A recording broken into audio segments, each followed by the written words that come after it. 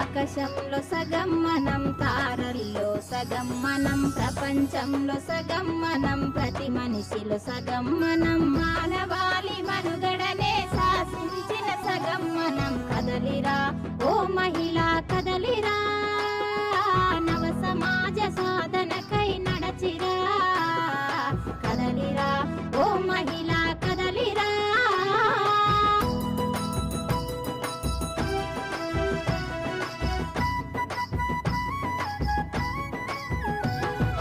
వేద వృద్ధికా బ్రతికే ఆటవిక యుగంలోన స్త్రీ రాజ్యం స్థాపించి సమానతను చూపినారు.